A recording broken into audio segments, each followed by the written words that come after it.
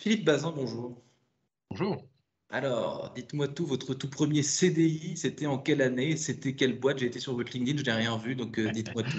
Oui, oui, mon premier CDI, c'était en 1997 et c'était dans la société KISS à Grenoble qui est spécialisée et fabrique les photomatons. Voilà, j'étais acheteur industriel à l'époque. C'était mon premier CDI.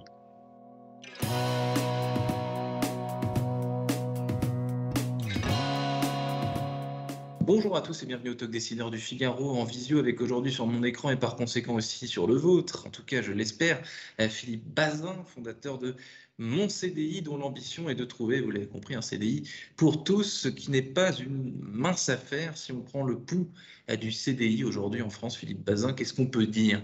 Le CDI aujourd'hui par rapport à il y a 5, 10 ans, si on met en perspective tout ça, est-ce qu'il y en a davantage, est-ce qu'il y en a moins, est-ce que c'est plus compliqué à obtenir juridiquement, etc., etc. Essayez de me faire un petit diagnostic assez Un petit complet. topo là-dessus, oui. Alors effectivement, le CDI reste la première forme de contrat de travail, hein. 85% des personnes en France ont un CDI, donc c'est la forme principale du contrat de travail et c'est une bonne chose parce que c'est très protecteur, bien évidemment. Mais en même temps qu'un contrat est protecteur, évidemment, l'accès à ce contrat peut être un peu plus difficile. C'est ce qui fait qu'aujourd'hui, vous avez malheureusement 4,5 millions de travailleurs précaires, donc 2,5 millions d'intérimaires et 2 millions de CDD, sans compter bien évidemment toutes les personnes qui sont inscrites à Pôle emploi et qui recherchent activement un travail, et donc, bien évidemment dans la plupart du temps en CDI. Donc ça veut dire que ça reste un contrat qui est général, évidemment, mais dont l'accès peut être compliqué, soit pour des problèmes de formation, bien souvent, par rapport aux travailleurs précaires, par exemple, ou peut-être pour certains nombres de personnes, un choix de rester dans la précarité, mais c'est quand même beaucoup plus restreint. Donc, on a un problème d'accession à un CDI, alors qu'en même temps, les entreprises recherchent ardemment beaucoup de personnes pour pouvoir travailler, de main-d'œuvre. Donc, la pierre angulaire, on est effectivement sur l'employabilité et donc la formation. On est sur un certain paradoxe que vous venez de décrire. Avant de parler de mon CDI, Philippe Bazin, est-ce qu'on peut évoquer certains secteurs précis, certains univers, certains métiers où justement le CDI est souhaité, est souhaitable, mais pour des raisons diverses, il y en a assez peu, quoi. Alors, oui, en fait, tous les secteurs d'activité, d'une manière générale, que ce soit l'industrie, le BTP, le tertiaire ou l'hôtellerie et la restauration, il y a des emplois, il y a une forte demande de main-d'œuvre, mais en même temps, les entreprises peuvent avoir du mal à s'avancer sur le fait de proposer un CDI. Donc, on voit qu'on a une forme de paradoxe entre les deux. On peut rechercher du personnel, on peut rechercher de la main-d'œuvre. Les gens cherchent un CDI pour se sécuriser, bien évidemment, mais on a du mal à trouver la jonction, le bon modèle entre les deux. Parce que ce que vous m'expliquez, c'est qu'en gros, le CDI, c'est connu, mais c'est le fameux Saint Graal. Et donc, tout le monde, dans le meilleur des mondes, voudrait embaucher en CDI, sauf que embaucher en CDI, pour l'employeur, c'est prendre un risque.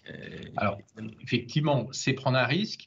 N'oublions pas que les employeurs ont aussi une responsabilité de gestion de l'entreprise en bon père de famille. Donc, quand on embauche une personne en CDI, il faut aussi pouvoir assumer et assurer le travail et donc le contrat par la suite sur des années. Donc, bien évidemment, on voit avec les délocalisations, les restructurations, que c'est pas aussi simple que ça. Donc, on peut comprendre que les entreprises peuvent avoir du mal à s'avancer sur un CDI, mais pour autant à avoir besoin de personnel sur du long terme et du personnel qui est fiable. Donc on voit que là aussi, on a un paradoxe. Et plus, pardonnez-moi, Philippe Bazin, mais plus l'économie est incertaine, plus l'économie est fluctuante, plus ce paradoxe s'intensifie, j'imagine, parce que on ne sait pas de quoi demain sera fait, et donc on est un peu frileux quant Bien aux sûr. embauches.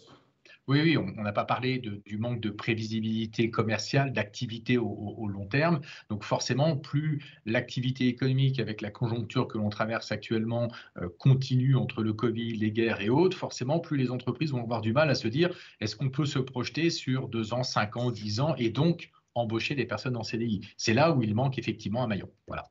Est-ce qu'on peut se permettre? Oui, mais est-ce qu'on peut se projeter? Pas forcément. Donc c'est effectivement un peu compliqué. Comment est-ce que vous faites le médiateur, vous, quelque part, mon CDI, entre cette envie qui est louable, tous en CDI, et les frilosités de part et d'autre des entreprises? Qu'est-ce que vous permettez? Qu'est-ce que vous proposez? Alors, ce que l'on permet, c'est plus qu'une médiation, c'est qu'en fait, on va embaucher. en tant que tiers employeur responsable parce qu'on a la capacité à mutualiser l'emploi dans les bassins. Et donc, à partir de là, on est en capacité de garantir le CDI et donc d'embaucher ces personnes en CDI afin qu'elles puissent tout bonnement avoir accès aux emprunts, à changer de maison, de voiture, bref, à vivre comme n'importe qui, à être considérées aussi parce que quand on est dans les contrats courts, on n'a pas forcément la respectabilité qu'on est en droit d'attendre parce que les contrats courts, c'est aussi beaucoup de contrats courts enchaînés les uns après les autres, donc c'est compliqué. Donc voilà, donc nous sommes au milieu en fait où on vient embaucher massivement des personnes en CDI que l'on va faire travailler chez nos clients pendant plusieurs années. Il se trouve que l'une des sorties positives de notre contrat, c'est que nos salariés, pour la moitié d'entre eux, finira par être embauchés par nos clients. Ce n'est pas quelque chose qu'on sait à l'origine, bien évidemment, mais ça fait partie des sorties positives parce que la personne aura été effectivement sécurisée dans un CDI de droit commun, formée, puisqu'on va doubler la formation. Donc tout ça va faire augmenter l'employabilité de nos salariés. Et une des sorties, c'est que le salarié sera embauché dans un cas sur deux par notre client. Et c'est très bien. Et vous avez, inventé, c'est peut-être un bien gros mot en tout cas, mais quand je vous écoute, une sorte de période d'essai en CDI quelque part. C'est un peu Oui, une alors, sorte de mise sur un piédestal de la période d'essai. ouais, alors disons que si c'est une période d'essai qui dure 3 ans, c'est un petit peu long quand même, puisque voilà, on a quand même des missions et des emplois qui en moyenne durent 3 ans et demi, donc c'est quand même un peu long. Non, il faut le voir effectivement plus qu'une période d'essai qui est rallongée, il faut le voir comme une mise à l'étrier en fait. Ça permet justement aux personnes de pouvoir montrer ce qu'elles ont envie de faire, comment elles travaillent, ce qu'elles sont, parce que c'est le savoir-être qui est important pendant plusieurs années et dans un cadre qui est respectueux, qui est celui du CDI de droit commun. Et à Mais c'est partir ça. de là, c'est ça qui fonctionne. Et symboliquement, pardonnez-moi, mais entre période d'essai et ce que vous proposez, on a quand même on a moins la corde au cou. Symboliquement, c'est moins dur dans une certaine mesure. C'est moins stressant parce que la période d'essai, ça veut quand même, symboliquement, ça veut dire siège éjecteur et fin de jour. Oui, oui, bien sûr, il y a cette possibilité avec la période d'essai, vous avez tout à fait raison, mais je vais plus loin sur ce que nous proposons, c'est-à-dire que c'est plus qu'une période d'essai, puisque même si notre salarié n'est pas embauché par notre client, il reste en CDI chez nous et on va continuer à lui proposer des emplois. En d'autres termes, nous garantissons le CDI avec des expériences longues et s'il se trouve que l'un de nos clients, une de nos entreprises partenaires peut embaucher, elle le fera. Mais en fait, il sort définitivement de la période d'essai. Voilà. Combien de personnes vous avez embauché, Philippe Bazin, depuis Alors, depuis 10 ans maintenant, nous avons embauché plus de 3700 personnes. La moitié a terminé par être embauchée par nos clients, comme je le disais précédemment. ouais. Et on est sur un rythme d'embauche de 30 à 50 personnes par mois aujourd'hui, avec une possibilité de faire encore plus, parce que il faut que le dispositif soit connu, bien évidemment. Le dispositif doit être connu. Vous avez publié un livre donc avec Valérie Bazin qui s'intitule très positivement. Vous êtes quelqu'un de Oui. positif. Un CDI pour tous, c'est possible. Qu'est-ce qui manque pour que ce soit possible justement? Et surtout, qu'est-ce que à part le fait que votre initiative et votre solution soient plus connues, qu'est-ce qui manque encore? Peut-être juridiquement, peut-être Oui. culturellement aussi. Bien sûr.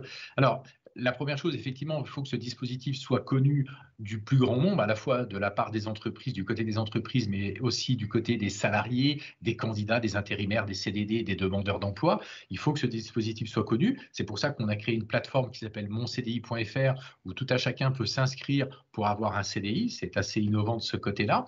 Mais surtout, il faut que les pouvoirs publics s'emparent de ce dispositif qui a été créé par la loi Choisir son avenir professionnel de 2018. Ce dispositif, c'est le CDI d'employabilité.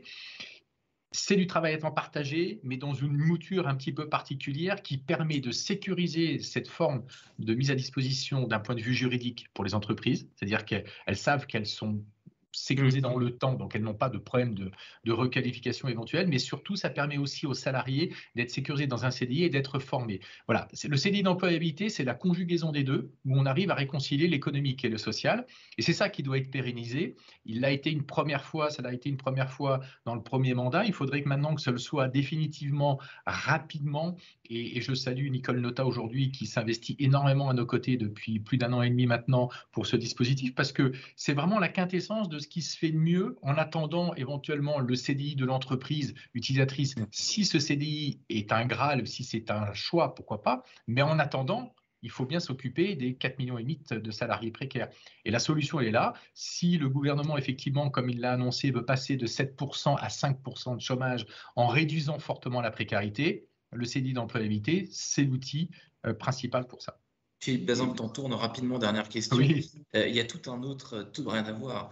Et d'ailleurs, on a beaucoup parlé de paradoxe pendant notre discussion, c'en est un autre. Un certain pan de l'économie qui estime que le CDI, ce n'est plus souhaitable parce que le CDI, c'est quelque chose qui entrave notre liberté, qui nous enferme, etc. Et qu'à l'inverse, il faudrait mieux être indépendant, freelance, etc. C'est aux antipodes de ce qu'on vient de dire, mais c'est une réalité beaucoup plus mini, beaucoup moins global, disons, dont on vient de parler. Mais qu'est-ce que vous en pensez de ça?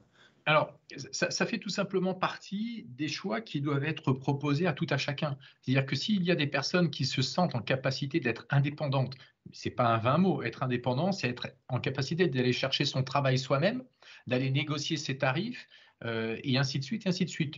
Pourquoi pas? Si chacun est capable de le faire, très bien.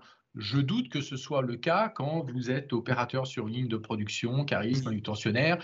Voilà, à un moment donné, je crois qu'il y a plusieurs offres qui doivent être mises à disposition des personnes, des salariés, et peut-être qu'à un moment donné, une personne sera indépendante pendant 3 ans, ensuite peut-être en CDI d'employabilité pendant 5 ans, peut-être en CDI dans une autre entreprise. Bref, il faut pouvoir offrir multiples solutions aux salariés. C'est plus dans ce sens-là que ça peut être intéressant. Philippe Bazin, fondateur de Mon CDI, donc il y a 10 ans. Merci infiniment, très Merci éloquent, beaucoup. très intéressant. Merci d'avoir répondu à mes questions pour le Talk Décideur du Figaro. Bah, je vous souhaite d'embaucher plein de CDI et donc je vous dis à très bientôt. Merci, à bientôt. Au revoir. Au revoir.